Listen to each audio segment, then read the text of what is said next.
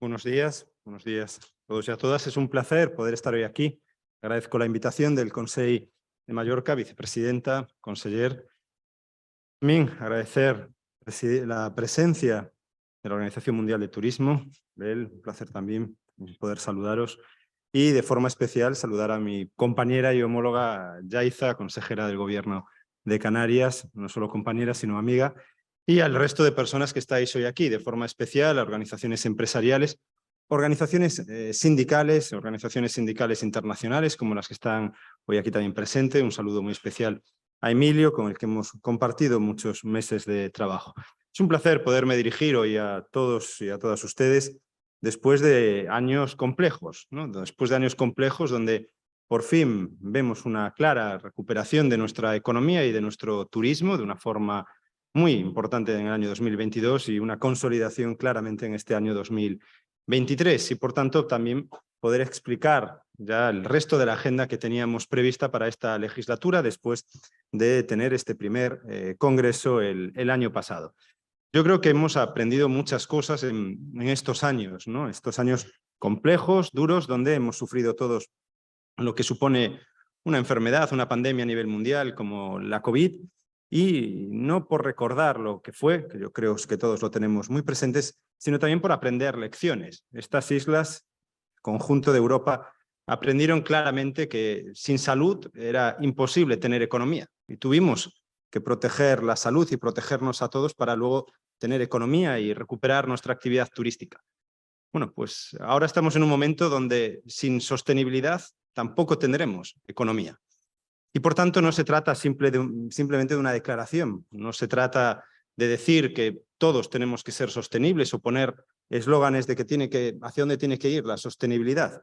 Simplemente si no somos capaces de hacer una economía sostenible, no tendremos una economía como tal. Desde luego tendremos muchas dificultades para que el turismo sea un motor si no es capaz de controlar el conjunto de externalidades que tenemos, que no afectan al turismo, afectan al conjunto de nuestra economía, al conjunto de nuestra industria, cómo estamos consumiendo, cómo estamos produciendo, qué tipo de emisiones estamos haciendo y lo estamos viendo cada día. Por tanto, estas islas que saben mejor que nadie de lo que vivimos, también quieren decir, no sé si mejor que nadie, pero de forma clara, cómo tenemos que ordenar esa transición y cómo la queremos hacer de forma pactada. Entendemos claramente que no hablamos solo de una sostenibilidad medioambiental, que por supuesto es una de las grandes prioridades para los próximos años. Hablamos de una sostenibilidad económica y hablamos de una sostenibilidad claramente social. Tenemos que, entre todos, ser capaces de vivir de forma digna de nuestras principales industrias. Esa es la hoja de ruta de este gobierno, que, como digo, no simplemente lo dice, sino que lo comienza a hacer. Hace un año aprobamos una ley para la sostenibilidad y circularidad del turismo en nuestras islas. Es probablemente la primera ley a nivel europeo que habla de la circularidad como tal en todo un sector, que regula la circularidad en el conjunto de un sector. Y estamos orgullosos de haberlo hecho, pero sobre todo estamos orgullosos de haberlo pactado con nuestros agentes económicos y sociales, haberlo pactado con organizaciones empresariales y sindicales para fijar cuál tiene que ser la hoja de ruta para los próximos años en este archipiélago. Entender que todos tenemos que hacer un esfuerzo, entender que cuando ponemos límites o cuando establecemos obligaciones es para que el conjunto de nuestra economía de forma ordenada y pactada se dirijan en una dirección. No obligamos por obligar, sino que asumimos obligaciones todos. Empresas, trabajadores y gobiernos que asumen cuál es la dirección que tienen que seguir. Por eso nuestras empresas desde este año están comenzando a hacer planes de circularidad en sus empresas. De la misma forma que la Unión Europea ya hace años fijó obligaciones en materia de seguridad laboral claras, de cómo tenían que organizarse dentro de las empresas, pues nosotros hemos dado el paso de que la circularidad tiene que integrarse en la producción de las empresas. Tiene que valorarse los consumos que producimos, el agua que se consume y cómo se trata en su reciclaje, la energía, los alimentos o los residuos que se producen y que hay que tender además a neutralizarlos. Es una hoja, por tanto, ambiciosa, es una hoja clara, donde establecemos distintos tipos de medidas, como sustituir todas las calderas de gasoil, sabiendo que es la principal fuente de emisión de CO2 a la atmósfera que se produce en nuestro archipiélago por parte del sector y, por tanto, años para hacer esa transición y sustituir las principales fuentes de emisión. Establecer calendarios para cómo tienen que introducirse las renovables en todo el sector turístico y potenciar nuestro producto primario. No podríamos tener una economía circular si no establecemos también obligaciones respecto al consumo de nuestro producto primario y, por tanto, cerrar un círculo desde lo que se produce en esta tierra hasta lo que se consume en esta tierra. Por tanto, para nosotros es vital hacerlo. Y es vital, además, porque es innegable la situación de cambio climático, de emergencia climática que vive el conjunto del mundo. Y como es innegable, hay que hacer cosas. Lo que no vale decir es innegable y decir, bueno, vamos a intentar estimular que no pase. No, hay que hacer cosas. Estamos obligados a hacer cosas. Es una responsabilidad hacerlas. Por tanto, estamos satisfechos de haber podido empezar en un sector como el turístico, que además en estas islas ya había empezado a hacer esa transición y ahora la hacemos de forma homogénea para el conjunto del sector. No se trata de pequeñas iniciativas de cada una de nuestras empresas, sino sumar el conjunto de pequeñas iniciativas, homogeneizarlas y hacer un pacto de país, de islas, para llevarlo a cabo.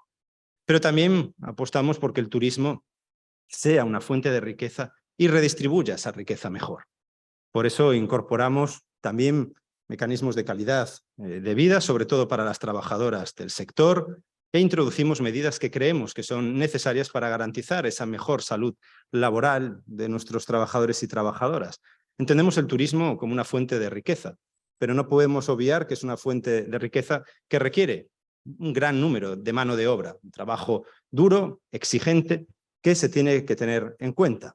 De la misma forma que hace prácticamente 50 años, con los grandes avances que se ha hecho en materia industrial, cómo se reguló las industrias del sector secundario, cómo se introdujeron grandes avances para evitar lesiones en los trabajadores manufactureros, es hora también de hacerlo en el sector turístico. Considerar, por tanto, al sector turístico como un verdadero sector industrial, como uno de los más importantes de este país, como el más importante de estas islas, y por tanto que todas las mejores lleguen al conjunto de la cadena de valor. No se puede hacer si no apostamos por mejorar el trabajo de nuestras trabajadoras y trabajadoras. Y además apostamos por la ciencia. Yo creo que es innegable que la ciencia ya establece claramente las mejoras ergonómicas que se tienen que introducir. Hay quienes no les gusta la ciencia, o hay quienes dicen que la ciencia es una tontería. No, la ciencia no es una tontería. La ciencia es lo que nos ha permitido evolucionar desde el Renacimiento. Siempre ha habido gente que se ha opuesto a la evolución de la ciencia, siempre ha habido gente que ha creado más en mitos o en ritos que en la ciencia. Pues la ciencia es innegable. Y la ciencia dice que las mejoras ergonómicas son una realidad que se debe aplicar. Y así lo dicen los médicos del trabajo, así lo dicen los profesionales de los servicios de prevención y así lo dicen inspectores e inspectoras de trabajo, organismos internacionales, mutuas y, sobre todo, lo dicen las trabajadoras del sector. Hay que escuchar a las trabajadoras del sector y hay que escuchar a sus representantes legales, las organizaciones sindicales. Por tanto, bajo esa creencia, incorporamos en nuestra normativa los cambios y avances que tiene que hacerse, sí o sí, para conseguir esa mejor evolución.